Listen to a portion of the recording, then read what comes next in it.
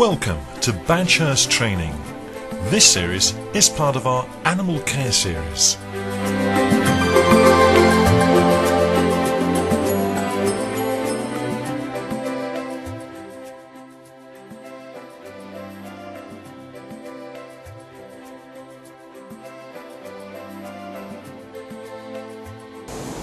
Before we do any tasks with working with animals, we need to think about our PPE, which is our personal protective equipment, which consists of mainly gloves and apron.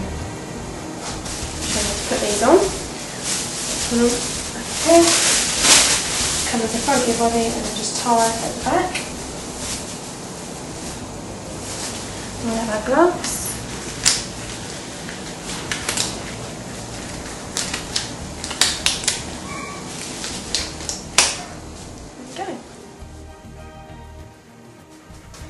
So we're going to give Kaz a tablet.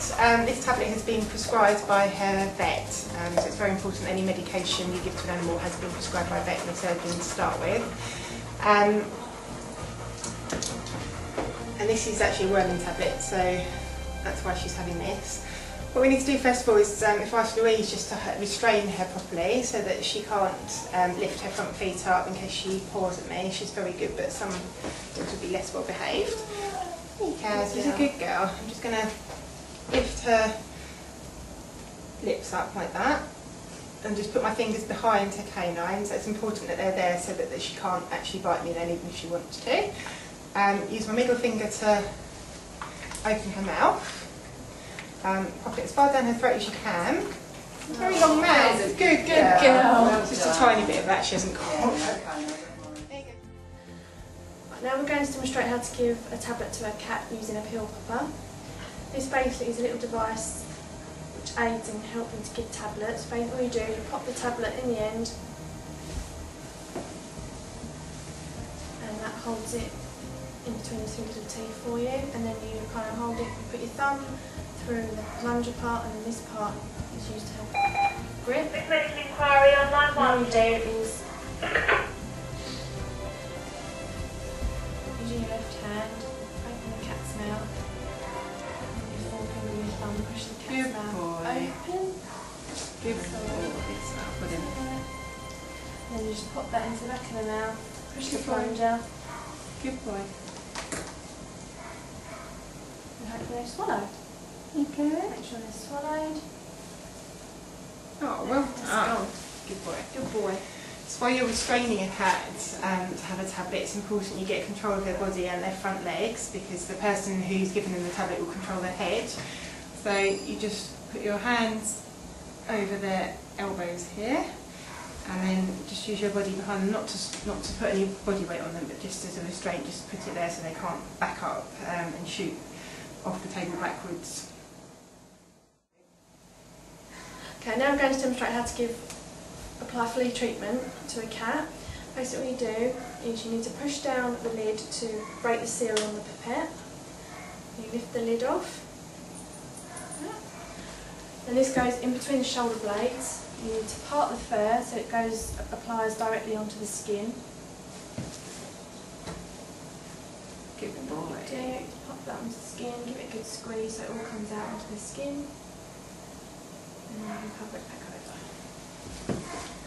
Okay, when you've put that on, it's important that you don't touch the treatment until it's dried. It won't harm you if you do touch it, but it just comes off the cat. So perhaps put it on last thing at night when you're going to go to bed is a good idea, and then you don't touch the cat until the next morning then. Yeah, I think treatment should be applied as directed on the back of the packet, and we would always recommend that you use the type of flea treatment that comes from the vet. There's several types that are available. Follow the instructions that are given to you by the vet, because the products that you can buy which actually look similar in the pet shop aren't actually as effective and could potentially have harmful chemicals in them as well. So very important that flea treatment always comes from the vet and you follow the vet's instructions.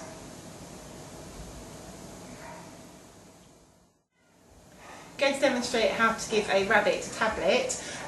With rabbits it's quite hard to actually get a tablet down their throat, so what we would do is to crush the tablet up using a pill crusher, and then we just pop it in a little bit of either strawberry jam or honey. Honey works best because it's sticky, and then you can wipe it around their mouths and they'll lick it off. So just for the purpose of example, I'll put a little bit of honey on my finger there. Obviously if you had tablets mixed up in this, you'd wear gloves when you're doing this.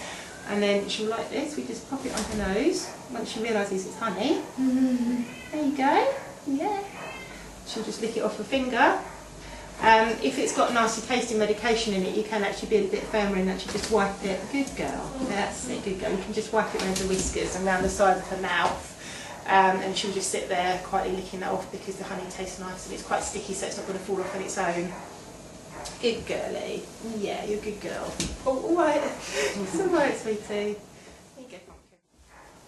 Okay, so we're going to demonstrate how to clip a rabbit's bottom and how to apply rear guard, which is a treatment which helps prevent them getting fly-strike and maggots. It doesn't, it's no substitute for checking the rabbits twice a day, morning and evening during the summer, but it should help them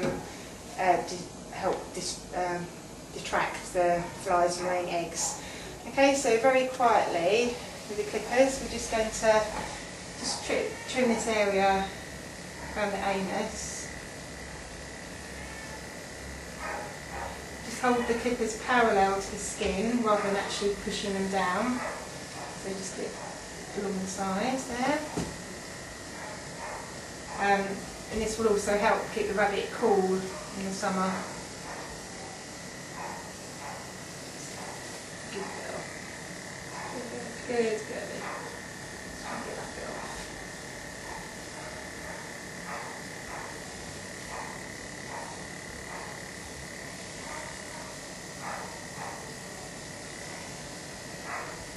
You want a fairly large area, sort of up her tummy, a little bit there.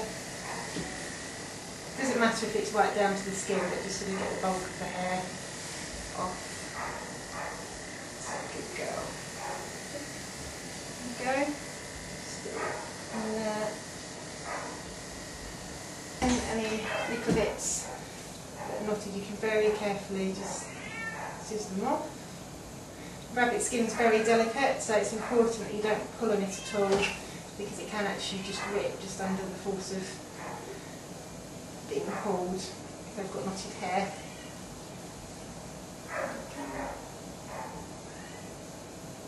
Apply the whole bottle as per the instructions on the bottle. So we soak the whole area around the bottom, the whole area where feces might attract flies.